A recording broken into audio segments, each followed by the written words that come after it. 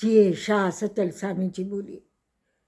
नओं न्यापो प्रोग्राम सां मां वीना श्रृंगी मुंहिंजी ख़िदमत में हाज़िर आहियां। ॿुॾंदड़ ॿूढ़नि खे के हाथ का हथ विझनि, ॿुॾंदड़ ॿूढ़नि खे के हाथ का हथ विझनि, पसो लॼ लतीफ़ चए केॾी की कखनि, तोड़े कंधीअ कुन न त साण वञनि सीर में। औरतुनि जे आलमी ॾिहाड़े जे सिलसिले में सभिनीनि खे दिलि जे गहराइनि सां नओं न्यापो तरफ़ां वाधायूं हुजनि। नओं न्यापो सां जेके असांजा नवां सब्सक्राइबर जुड़िया आहिनि उन्हनि खे बि दिलि जे गहराइनि सां इंटरनेशनल वुमेन्स डे जूं वाधायूं पेश कयूं था ऐं सभिनीनि हिंद सिंध विलायत जे सिंधियत प्रेमियुनि खे अर्ज़ु आहे त नओं न्यापो चैनल सां जुड़नि। 160 खां मथे वीडियो जेके आहिनि असां अपलोड कया आहिनि, जंहिंमें सिंधी ॿोली, कल्चर, ॾाढ धणी ऐं मुख़्तलिफ़ शख़्सियतुनि जिन शिरकत कई आहे उन्हनि जा यादगार वीडियोज़ मौजूदु आहिनि। अव्हांखे अर्ज़ु आहे त वक़्तु कढी करे नओं न्यापो जा इहे 160 अॻियां जेके वीडियोज़ आहिनि मुख़्तलिफ़ मौक़नि ते पेश कया विया आहिनि, उहे तव्हां ज़रूरु जेके आहिनि से ॾिसंदा ऐं पंहिंजनि बेलाग रायनि खां असांखे वाक़ुफ़ु कंदा। इंटरनेशनल वुमेन्स डे जे सिलसिले में अॼु सिंध जी मान वारी भेण डॉक्टर आबदा घांगरू ऐं नसीम हैदरी पंहिंजी शाइरियूं वठींदी। अमेरिका मां चंद्रा ओड जेको आहे उहा पंहिंजे जज़्बनि जो इज़हार कंदे, त ॿी तरफ़ भारत जे हैदराबाद आंध्र प्रदेश जेका आहे तेलंगाना मां सुनीता लुला हिंदीअ में उहा शाइरी कंदी ईंदी आहे, सिंधीअ में पहिरियों दफ़ो नओं न्यापो सां उहा जुड़ी रही आहे। तव्हां सभिनी जी दिलि जे गहराइनि सां आजिया कयूं था ऐं सभिनीनि खे अर्ज़ु आहे त अॼु जे मौक़े ते जेके शाइराऊं पंहिंजे जज़्बनि जो इज़हार कंदियूं ॿुधंदा ऐं ॾिसंदा ऐं पंहिंजे बेलाग रायनि खां असांखे वाक़ुफ़ु कंदा। अॼु जे प्रोग्राम में औरत जी जुस्तजू मुश्किलातुनि ऐं जेके परेशानियुनि सां उहा मुंहुं मुक़ाबिल रहे थी, हिकु यादगार वीडियो कविताऊं जंहिंमें शामिल आहिनि।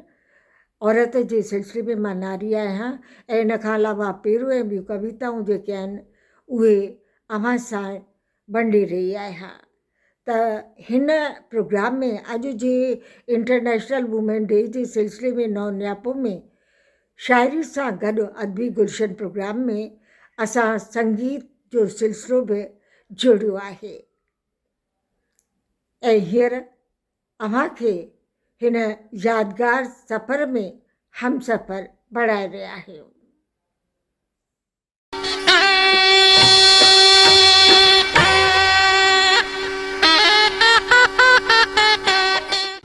मुंहिंजी हिन कविता जो उन्वान आहे नारी। हीअ नारी आहे, हीअ नारी आहे गूना गून गुलण वारी आहे, हीअ नारी आहे गूना गून गुणनि वारी आहे।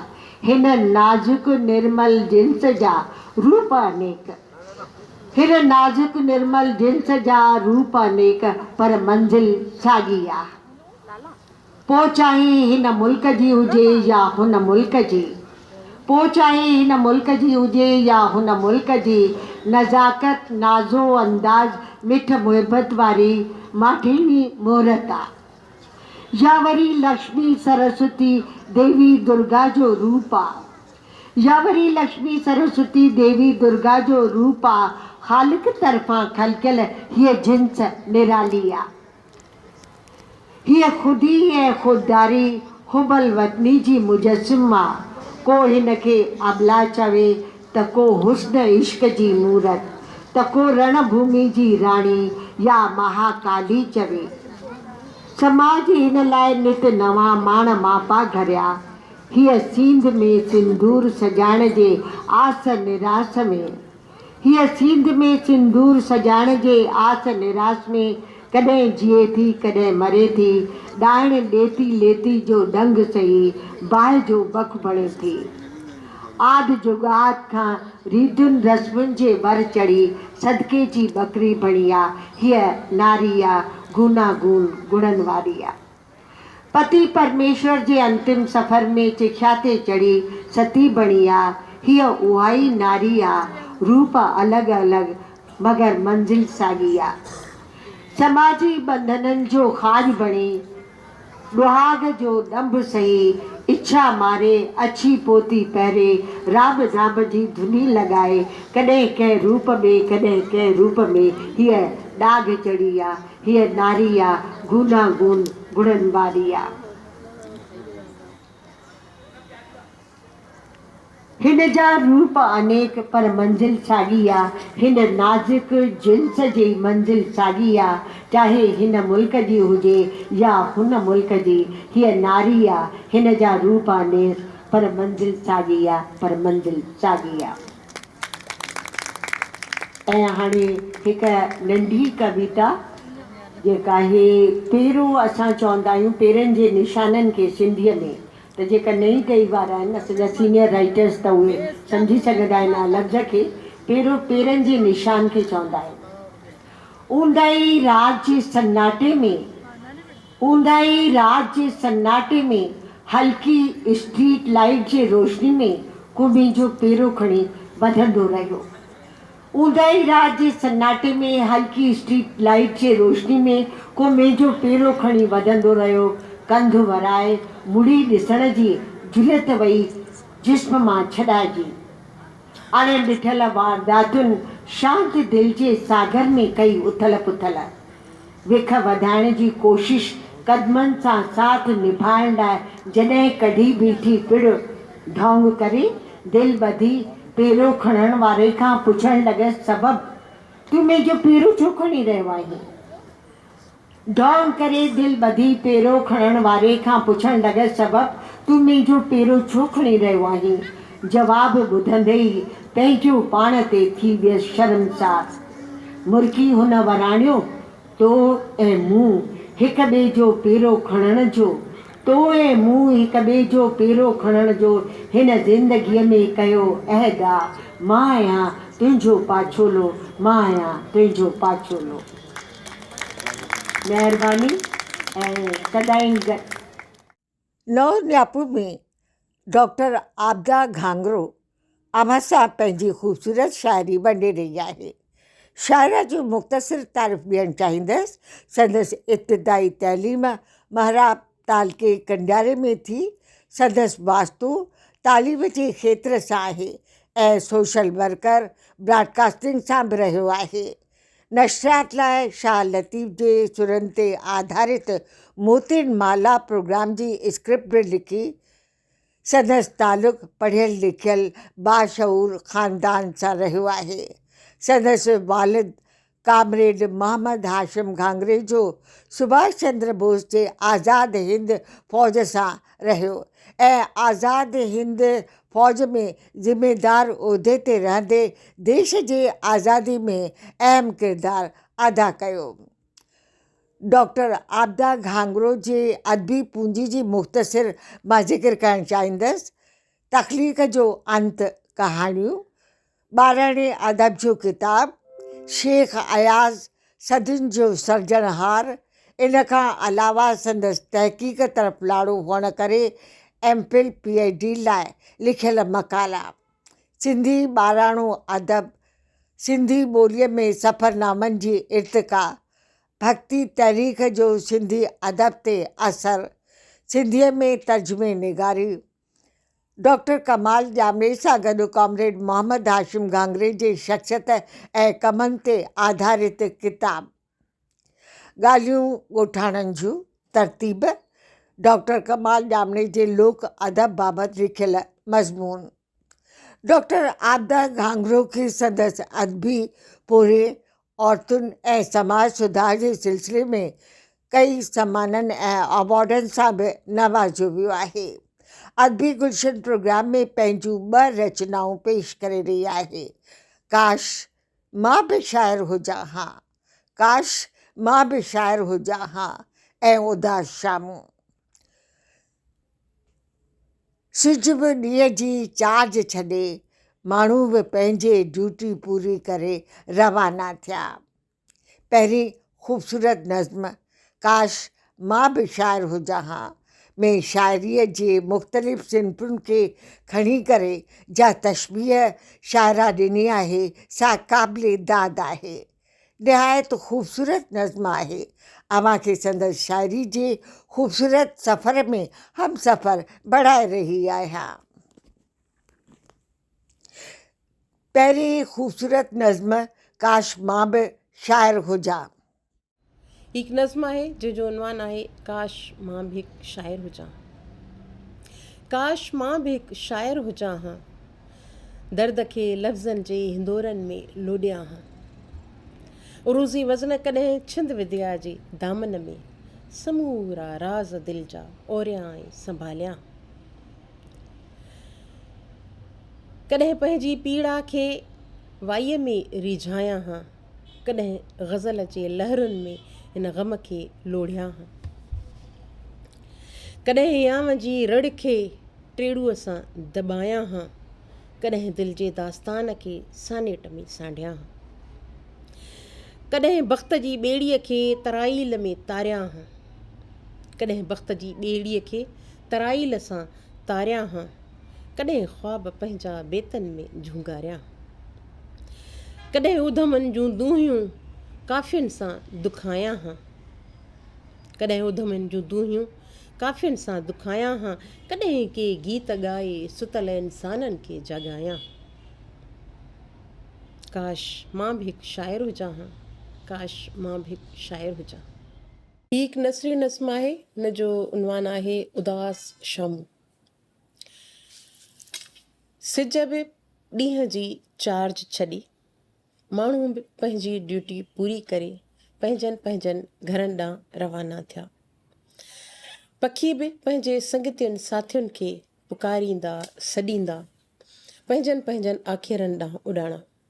हर तरफ़ शोर आहे, ट्रैफ़िक जो, मेवनि वारनि जे हुकनि जो, बसुनि जे कंडक्टरनि जो ऐं पखियुनि जे लातियुनि जो। पर पोइ बि उदास शामुनि जे हर शोर में हिकु अजीब क़िस्म जी सांत आहे, ख़ामोश रड़ जहिड़ी अण बयानियल माठ।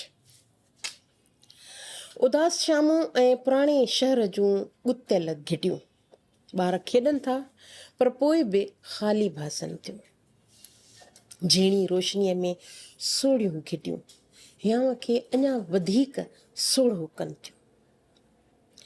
वापसीअ जे तन्हा सफ़र में रस्तो ॼण दोज़ख ॾांहुं वेंदड़ गलियुनि जहिड़ो लॻे थो। वापसीअ जे तन्हा सफ़र में रस्तो ॼण दोज़ख ॾांहुं वेंदड़ गलियुनि जहिड़ो लॻे थो।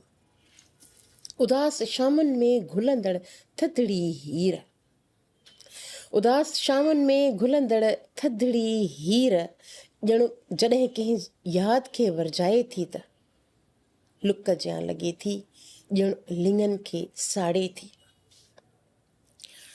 उदास शामुनि में घुलंदड़ थधिड़ी हीर जॾहिं कंहिं यादि खे वरजाए थी त लुक जियां लॻे थी, ॼण लिङनि खे साड़े थी। ऐं पोइ उदास शामुनि जो हुस्न दर्द जी जमालियात जे कंहिं हसीन पेकर वांगुरु महसूस थिए थो। उदास शामुनि जो आसमान विछोड़े ऐं मिलाप जे विच में हैरतुनि जे हद ते बीठल मुझल मन वांगुरु भासे थो। उदास शामुनि जो आसमान विछोड़े ऐं मिलाप जे विच में हैरत जे हद ते बीठल मुझल मन वांगे, कॾहिं सिज खां जुदाईअ ते हैरान त कॾहिं चंड जी आजियां लाइ परेशान। तारनि जा हार झले बीहण लाइ आतो बीठल लॻे थो। कॾहिं सिज खां जुदाईअ ते हैरान, कॾहिं चंड जी आजियां लाइ परेशान, तारनि जा हार झले बीहण लाइ आतो बीठल लॻे थो। आकाश में झूमंदड़ ॿोलींदड़ पखियुनि जा लाॾा संदसि व्याकल मन खे रिझाइण लाइ काफ़ी न आहे। उदास शाम जे अचण सां सावनि सुहिणनि घाटनि वणनि जी ततीअ उस में थधिड़ी छांव ॾियण जी ड्यूटी बि पूरी थी। उदास शाम जे अचण सां सावनि सुहिणनि घाटनि वणनि जी ततीअ उस में थदड़ी छांव ॾियण वारी ड्यूटी बि पूरी थी। सिज बिना संदन छट वॾा वॾा नासी हैवला बणिजी साह खे सोघे करण वारे कंहिं शिकारी राकास जा बासन था। पर उदास शामुनि में छिणकार जी हुबकार सां सुगंधियल चीकी तोड़े वारियासी धरतीअ जी नरम बणियल मिटी। उदास शामुनि में बि छिनकार जी हुबकार सां सुगंधियल चीकी तोड़े वारियासी धरतीअ जी नरम बणियल मिटी ईअं सुरहान सुरूर ऐं सुकून बख़्शींदड़ आहे। ॼण धरती ईंदड़ राति जी आजियां लाइ उदास शाम जी समूरी मलूलियत खे पंहिंजी हंज में लिकाइण लाइ आती हुजे। निंड जी वादीअ ॾांहुं वेंदड़ मुसाफ़िरनि जे भलीकार लाइ पंहिंजे सीने जो बिस्तरो तयारु कंदी हुजे। हर अकेले उदास ऐं वेगाणे रूह खे पंहिंजी झोलीअ जे भाकुर में सहेड़ण लाइ ऐं ज़िंदगीअ जे उदास शामुनि खे मुट कंदे हिकु सुगंध भरियल अलविदा चवण लाइ आती हुजे। ॼण धरतीअ जी झोल आती हुजे। औरतुनि जे आलमी ॾियारे जे सिलसिले में नसीम हैदरी अव्हां सां मुखातिब थी रही आहे। कराची यूनिवर्सिटी मां सिंधी में MA करण बाद संदसि अदब तरफ़ लाड़ो रहियो।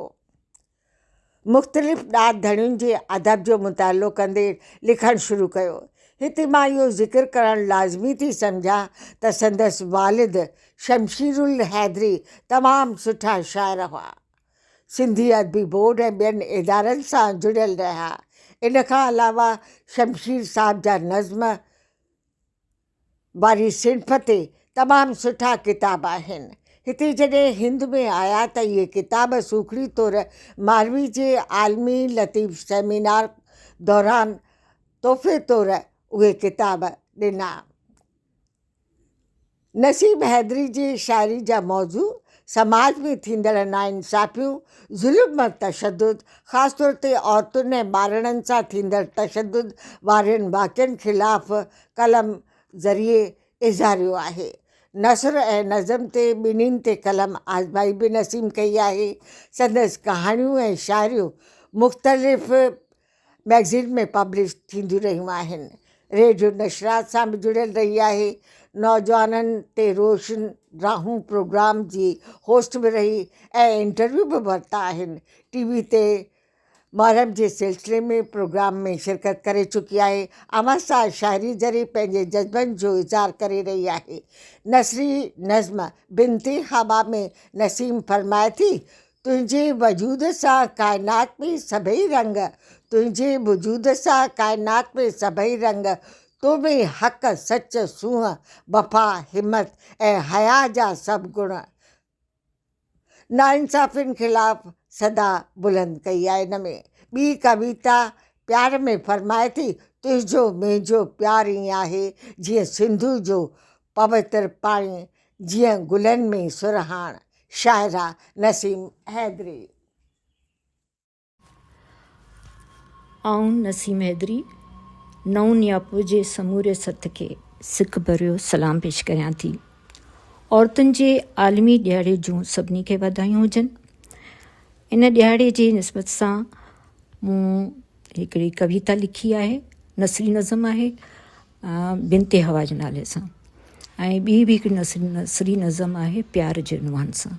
पहिरीं पेश करियां थी बिनते हवा। ऐं बिनते हवा, तुंहिंजे वजूद सां काइनात में आहिनि सुंदरता जा सभई रंग, तो में आहिनि हक़ सच सूंहं वफ़ा हिम्मत ऐं हया जा सभु गुण। तुंहिंजे कलम जी ताक़त सां ज़बान जी रवानी खां ज़मानो आ ख़ौफ़ज़दा, हू कीअं करे सघंदो पंहिंजूं मनमानियूं। इन्ही करे तुंहिंजी ज़बान कटियल हुजे, तूं कोटनि में बंदि हुजी, इज़हार ते पाबंदी हुजे, तोखे ज़िंदा दफ़न कयो वञे, कारी करे मारियो वञे, लाश खे साड़ियो वञे ऐं लाश जी बेहुरमती कई वञे। अफ़सोस सदियूं गुज़री वियूं, न सोच बदिली न ई दस्तूर, पर हाण उथे नारी हौसले ऐं ख़ुददारी सां, कलम जे हक़ जे अलम सां, ऐं बिनते हवा अंधेरनि में रोशनी बणिजी वञ, निंग तुंहिंजा लोह जा डूंगर तूं ॾार, पंहिंजे वजूद काण निकिरी पओ हाण, निकिरी पओ हाण। हीअ ॿी कविता आहे प्यार। तुंहिंजो मुंहिंजो प्यार ईअं आ, तुंहिंजो मुंहिंजो प्यार ईअं आ, जीअं सिंधुअ जो पवित्र पाणी, जीअं गुलनि में सुहाण, जीअं चांडोकी में चांडाण, ईअं जीअं सुंदरता जा सभई रंग हुजनि, तन्हाइनि में अहसास ॾींदड़ का सोच, ईअं जीअं गायल दिलि जी सदा, जीअं प्रिय जो पखिड़ियुनि जी मिठी लात। तुंहिंजो मुंहिंजो प्यार ईअं, तुंहिंजो मुंहिंजो प्यार अमर आ ऐं अमर रहंदो ईंदड़ कई जुगनि ताईं।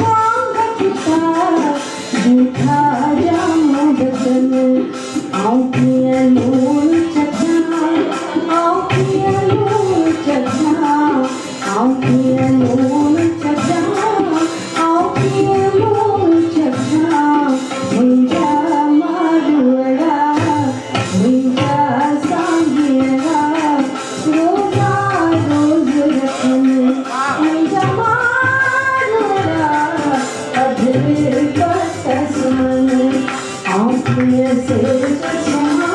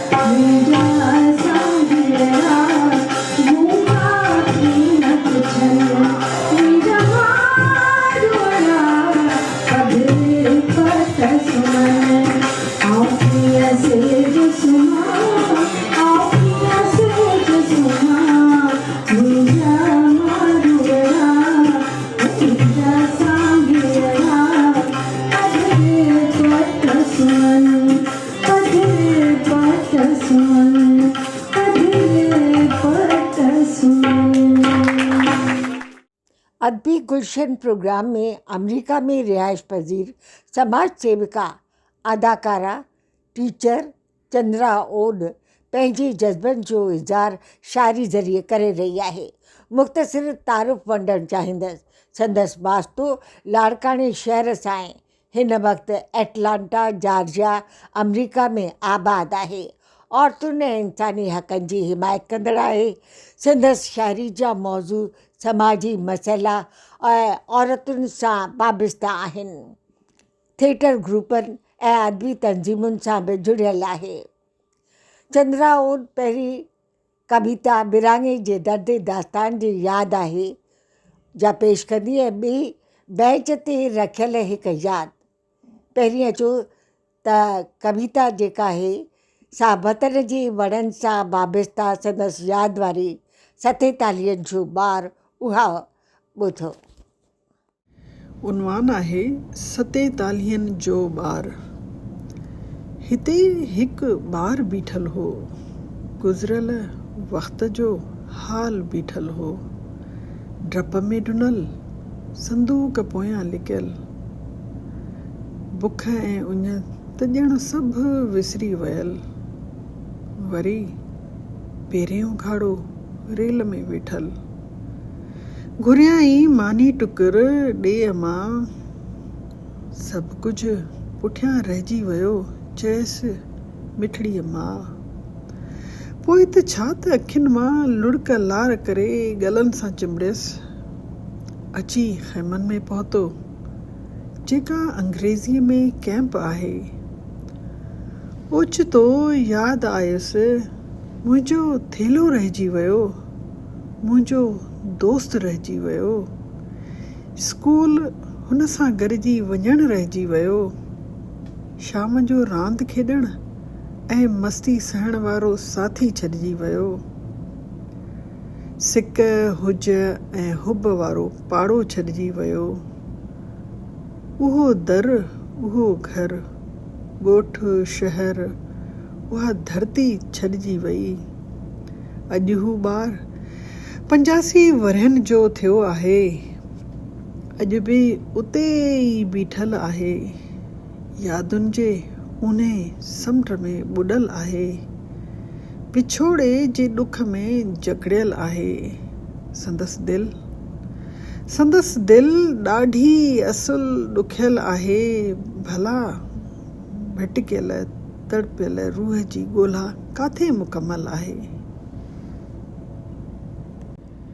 उनवान आहे बेंच ते रखियल हिकु यादि। मां अॼु हिकु यादि लिखां थी।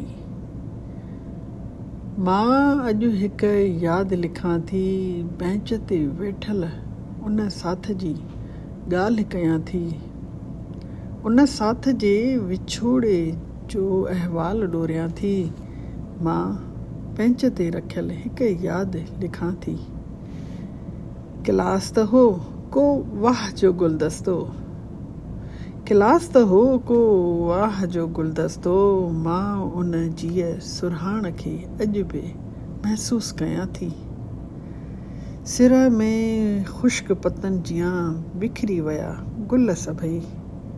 यादुनि जे गरम झोलनि में उन्हनि जी ॻोल्हा कयां थी। मां बेंच ते रखियल हिकु यादि लिखां थी। पटीअ मेट मस कुपड़ीअ किल्क स्लेट ऐं चाक हो जोड़ियो कुझुनि खे त वरी किताब पेंसिल ऐं पेन मिलायो सभिनी खे। क्लास में रुसण परचण ॼण त आम हो, क्लास में रुसण परचण ॼण त आम हो। वरी मासूम शरारतुनि जो छा त प्रचार हो। पर बेंच ते वेठल सिक जो साथ कुझु ख़ासि हो। पर बेंच ते वेठल सिक जो साथ कुझु ख़ासि हो। मां बेंच ते रखियल उहा यादि लिखां थी। उन बेंच ते वेठल वरियनि जूं यादूं किथे थियूं विसरनि। उन बेंच ते वेठल वरियनि जूं यादूं किथे थियूं विसरनि। ॼण काल्ह जी ॻाल्हि हुई पयूं थियूं उसरनि। हा, मां उन यादि खे सांढे रखां थी। हा, मां उन यादि खे सांढे रखां थी। हर हर तरसियल सोचुनि खे विचूरे ॾिसां थी। मां बेंच ते रखियल हिकु यादि लिखां थी। अॼु वरी वक़्तु वरियो, अॼु वरी वक़्तु वरियो। बहार बि आई, कई विखरियल गुल रंगीन रंगनि में टिड़ियल, सुरही सुरहाण सां भरियल। वरी वरंदा वया गुलदस्ते में लॻंदा, कुझु रहिजी वियल से बि ज़रूरु जुड़ंदा। मां बेंच ते रखियल उहा यादि लिखां पई।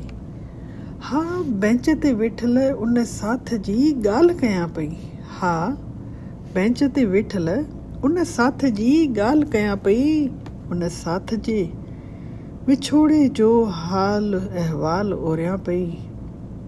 उन माज़ीअ जी यादि खे हाल में वराए पिरोयां पई। दोस्तनि जो वंडियल ऐं वरियल साथ लिखां पई। मां वरी जुड़ियल हिकु प्रीत भरियो हाल लिखां पई। मां बेंच ते रखियल हिकु यादि लिखां पई। औरतुनि जे आलमी ॾिहाड़े जे सिलसिले में हैदराबाद तेलंगाना में रिहाइश पज़ीर हिंदी, उर्दू ऐं सिंधी जी शाइरा सुनीता लुल्ला खे पेश करे रहिया आहियूं। सुनीता लुल्ला साधू वासवाणी स्कूल जी प्रिंसिपल जे उहिदे तां रिटायर थी पंहिंजे शाइरी वारे शौक़ ते कलम आज़माई करे रही आहे। संदसि 8 किताब उर्दू ऐं सिंधीअ जे शाइरी जा पब्लिश थिया आहिनि। सिंधीअ में 2 गज़ल संग्रह, ख़ुशबू तुंहिंजे यादुनि जी ऐं ॾाको ॾाको मन। अमासा पंहिंजा 2 गज़ल सुनीता लुल्ला जिन वंडे रहिया आहिनि। पहिरीं नारी उन्मान तहत पंहिंजी रचना पेश करे रहिया आहिनि। मां नारी आहियां, मां नारी आहियां, ममता जी मूरत आहियां, करुणा जी सूरत आहियां, चंड सूरज बाहि पाणी मां ई आहियां, मां नारी आहियां। सुहिणा साथियो, मां सुनीता लुल्ला हैदराबाद मां तव्हांजी मुखातिब आहियां। अॼु पहिरियों दफ़ो नओं नियापो जे द्वारा वीना श्रृंगी जे महिरबानीअ सां अॼु मां तव्हांजे साम्हूं रूबरू थी थियां। सिंधीअ में कलम मां थोरो देरि सां खयों, पर सिंधी मुंहिंजे मन खे ॾाढो लुभाए थी। सिंध जी छिक पंहिंजी कि नारी पंहिंजे वास्ते छा थी चवणु चाहे। काई औरत उन जी अंदर जी भावनाऊं तव्हांजे साम्हूं रखी रही आहियां। मां नारी आहियां, मां नारी आहियां, ममता जी मूरत बि माई, ममता जी मूरत बि माई, करुणा जी सूरत बि आहियां। हा, मां नारी आहियां। जिस्म ॾिए थो जन्म जिस्म खे, जिस्म ॾिए थो जन्म जिस्म खे, खीर प्यारे हली रस्म ते, अमृत मुंहिंजो त्याग बि मुंहिंजो, अमृत मुंहिंजो त्याग बि मुंहिंजो, मां जगती बलिहारी आहियां। हा, मां नारी आहियां। हिन दुनिया जो बंधन मुंहिंजो, हिन दुनिया जो बंधन मुंहिंजो, साह सुञाणो चंदन मुंहिंजो, माई अदब संवारियो आहे, चिमके थो सो कुंदन मुंहिंजो, सुपननि जी व्यवहारी आहियां, सुपननि जी व्यवहारी आहियां। हा, मां नारी आहियां, मां नारी आहियां। ॿियो हिकिड़ी कोशिश आहे सिंधी गज़ल जी, ऐं इन्हीअ में भी इहो ई आहे कि काई बि औरत पंहिंजे वास्ते केतिरे विश्वास सां, केतिरे सब्र सां जेका ॻाल्हि कई रही आहे। तव्हां ॿुधंदा सिंधी गज़ल।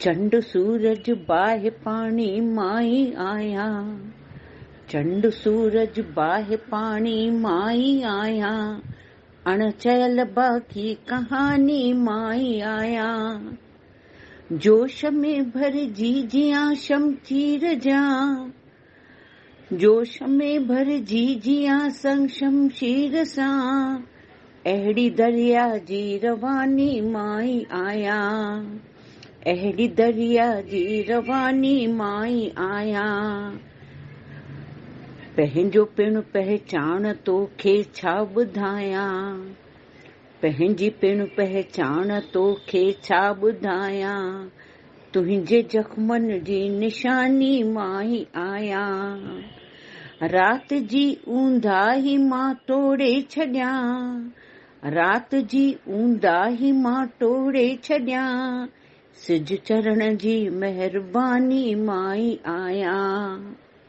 थी जुदाई बेसबब आयार सां, थी जुदाई बेसबब आयार सां, लुड़क ऐं अखड़ियुनि जो पाणी माई आहियां, लुड़क ऐं अखड़ियुनि जो पाणी माई आहियां, हिन दरिया जी कहानी माई आहियां, अणचयल बाकी कहानी माही।